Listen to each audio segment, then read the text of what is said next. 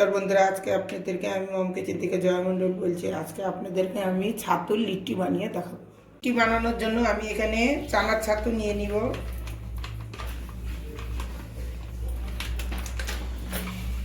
এর মধ্যে আমি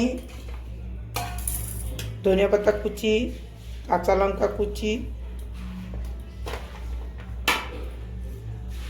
এখানে আমি আজওয়াইন এটা হাতে এরকম ডলে নিলাম, কালো জিরা, বিট লবণ,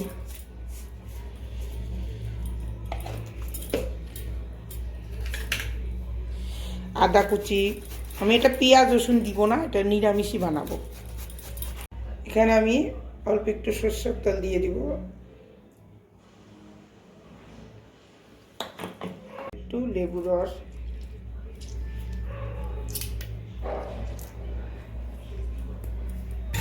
একটুখানি ভাজা মশলা অল্প একটু দিলাম,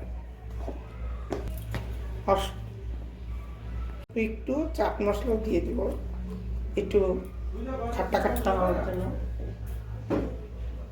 আমি এটা হালকা হাতে মেখে দিব।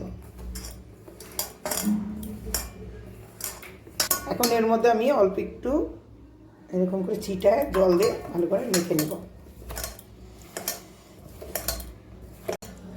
এটা আমি ভালো করে মেখে নিয়েছি, এখন এটা আমি রেখে দিব। এখানে আমি আশীর্বাদ আটা নিয়ে নিয়েছি। এই আটার মধ্যে আমি এখন কালো জিরা দিব,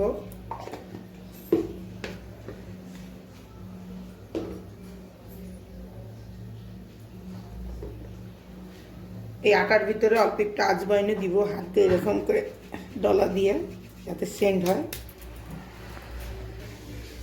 এই 1 চামচের লবণ নিয়ে নিলাম আমি,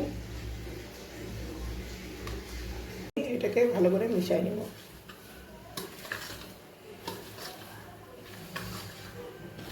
এখন আমি এটা মিলানো হয়ে গেছে, এখন আমি আটার মধ্যে জল দিয়ে দেব।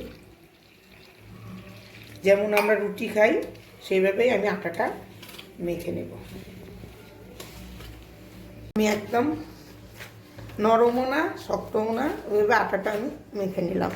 এখন আমি এই আটাটা আমি একটু পরিষ্কার করে নিই। এখন এই জায়গাটা ভালো করে মেখে নেব।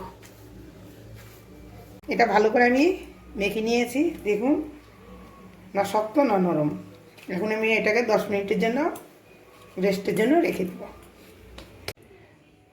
আটাটা আমার 10 মিনিটের জন্য রেস্টে রেখে দিয়েছিলাম। এখন আমি আবার ভালো করে একটু মেখে নেব। ভালো করে মাখা হয়ে গেছে। এখন আমি আটাটাকে এই পাকাটার মধ্যে একটু 2 ভাগে ভাগ করে নিব। এবারে ছোট্ট ছোট্ট করে আর 20 থেকে একটু বড় করে লিচি কেটে নিব। সব এইভাবে লিচিগুলো বানিয়ে নিব, গোল গোল করে বানিয়ে নিব। এভাবে আমি গোল করে নিলাম। এখন এর মধ্যে আটা দিয়ে একটু আটা দিয়ে বেলে নিব। এর ভিতরে এখন আমি ছাতুগুলো দিয়ে দেব, দিয়ে এখন এটাকে এইভাবে মুখটা গোল গোল এইভাবে নিচটা এইভাবে চেপে এখন আবার অল্প একটু আটা দিয়ে বেলে নিব। এই বেলে নিব।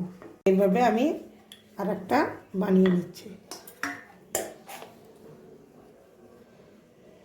মাঝখানে আমি ছাতু দিয়ে দিচ্ছি। এইভাবে সব মুখটা আমি ভালো করে আটকায় দেব। অল্প একটু আটা দিয়ে হালকা হাতে বেলে নিব। এইভাবেই আমি সবগুলা বেলে নিব ছাতু দিয়ে। কি সুন্দর ফুলে গেছে। আমি এটা পুরির মতনই বানিয়ে নেব। এভাবেই আমি সব ফ্রাই করে নেব। আমার ভিডিওটা পছন্দ হলে লাইক শেয়ার সাবস্ক্রাইব করবেন।